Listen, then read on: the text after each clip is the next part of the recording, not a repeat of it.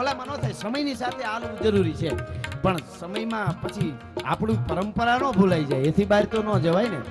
હા, લેલાડી લેલે કરે ગાયું પોતાનું ગાય, એવું બીજાથી ન બોલાય, કુળ વંતાથી કાની. એટલે પણ 3-4 ફરમાઈશમાંથી એક લઈ લઉં, એકાદી પછી મારી.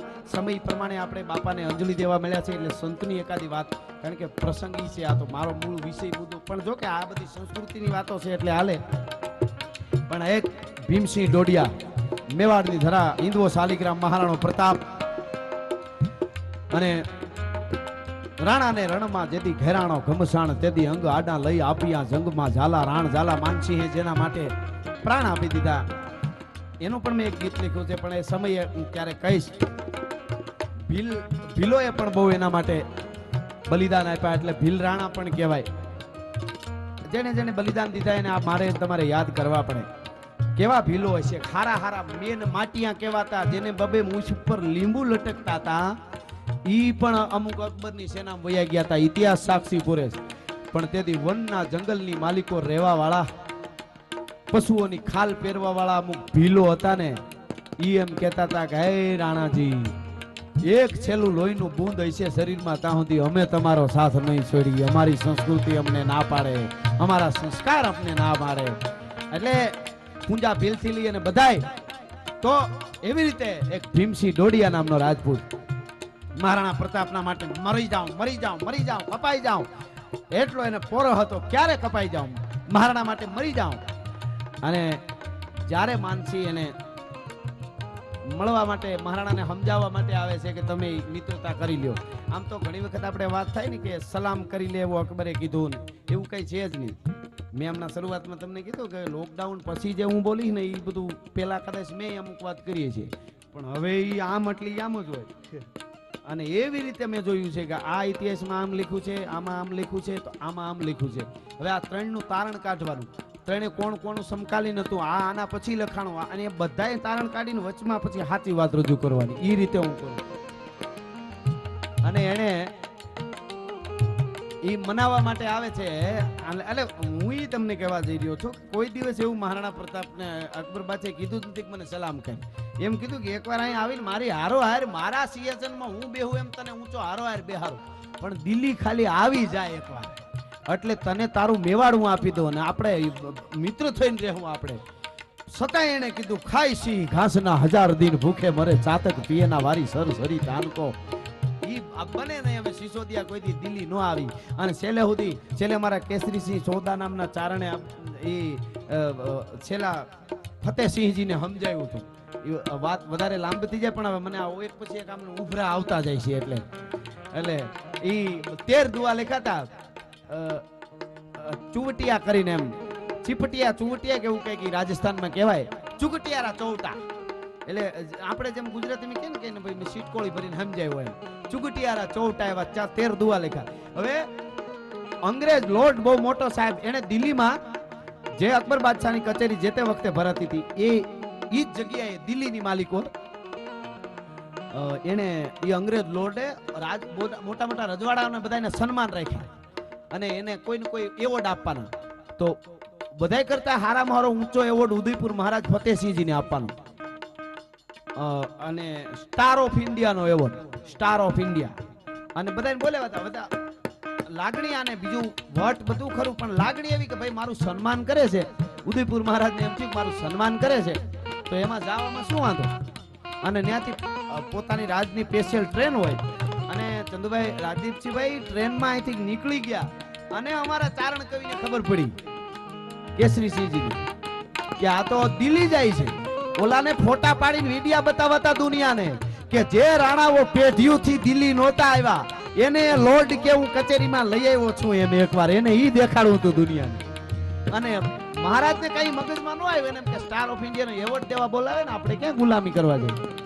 ટ્રેનમાં બેહી ગયા, વચ્ચે કવિરાજે કાગળ અંબાવી દીધો. વચ્ચે કોઈ સ્ટેશન આવ્યું, ત્યાં કાગળ પુગાડ્યો અને કીધું કે મહારાજને આપી દેજો, ઉદયપુર મહારાજને. અને કાગળ આવ્યો, હાથમાં લીધો કાગળ, અને એમાં દુઆ લખાતા, પગ પગ ભયમાં પહાડ ધરા સાંડ રાખ્યો ધરમ.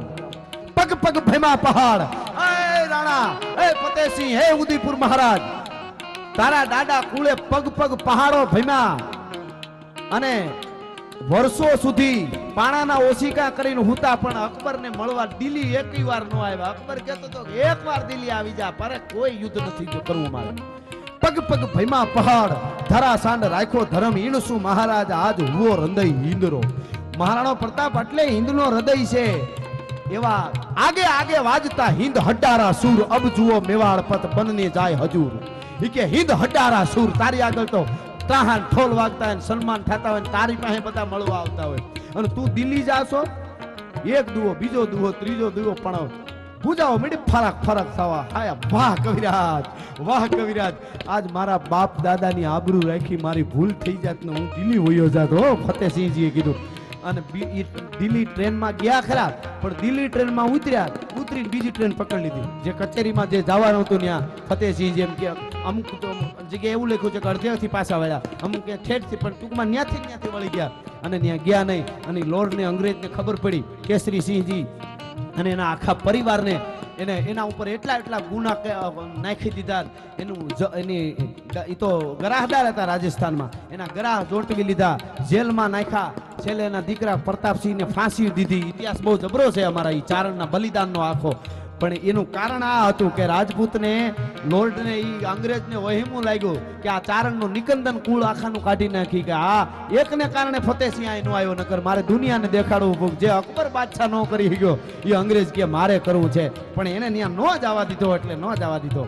ઈ મહારાણા પ્રતાપ માટે ભીમસિંહ ડોડિયા મરું રાણા માટે. અને એમાં એને આવીને કીધું અકબરની હારે મિત્રતા કરી લે. માનસિંહે કીધું એ કહેવા માટે આવેલા, જમણવાર ગોઠવું. પણ એમાં એનો જે ઉતારો હોય ત્યાં આવડો મોટો દિલ્હીના બાદશાહનો આમ હાથ કહેવાય માનસિંહ, તો એને રાણાજીને મળવા જવું જોઈએ એવું એના મનમાં હતું. એના બદલે અમરસિંહને 15 વર્ષની ઉંમરે એમને મોકલ્યા અને ભીમસિંહ ડોડિયા એની હારે ગયો અંગરક્ષક તરીકે.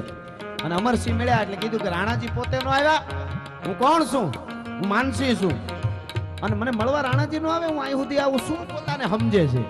એટલે ભીમસિંહ ડોડિયાએ કીધું કે મહારાજની તબિયત બરાબર નથી. રાણાજીની તબિયત એટલે કે આ કુંવર આવ્યા છે ને એ બહુ મોટી વાત છે ને. તો કે નહીં, કેમ નો આવ્યા? તો કે એની તબિયત બરાબર નથી. માનસિંહે કીધું કે તારા રાણાની તબિયત બરાબર ન હોય તો એને સુધારતા મને હવે આવડે છે, એને કહેજે. હવે યુદ્ધના મેદાનમાં હાથી ઉપર બેહીને આવી તો અહીં ખબર પડશે.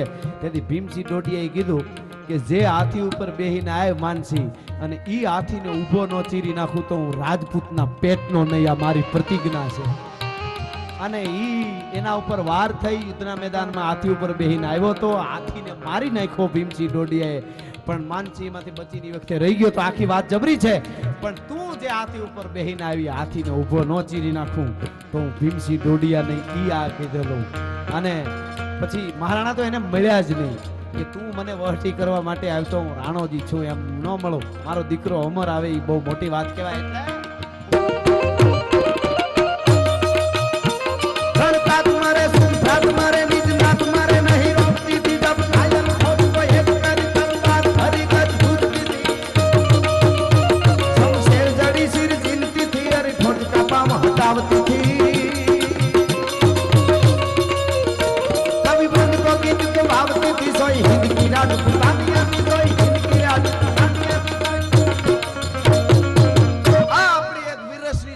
આખી પરંપરા છે. અને એવી જ પરંપરા સાધુની પરંપરા છે. 11 વર્ષનો એક સાધુ ગરવા ગિરનારની ગોદમાંથી ધીરો ઉતરી અને એક ગરવા ગિરનારના નાનકડા ગામમાં જઈને ભિક્ષા લેવા માટે ગયો. રૂપનો આભરણ જેવો સાધુ, 11 વર્ષની ઉંમર હતી. અને ભિક્ષા દેહી કરીને ઉભો રહ્યો. સવારનો પોર, ફળિયામાં વાસુરડા કૂદકા મારતા હતા, પારુડા દોડતા હતા, મોરલાઓ ચણ સણતા હતા, પંખીડાઓ કલરવ કરતા હતા, છોકરા રમતા હતા. અને હાહુ બે બાયુ છે એ છાસ ફેરતી હતી. ન્યા જઈને ઉભો રહ્યો ભિક્ષા દેહી. એટલે હાહુએ કીધું વહુને કે જાઓ ને સાધુને ભિક્ષા દઈ દો ને, હું થોડા આ વાછરું આમ જાય છે તો એને કંઈક નાખી આવું અથવા ખોળ નાખી દઉં, જે એ વખતનો છે તે.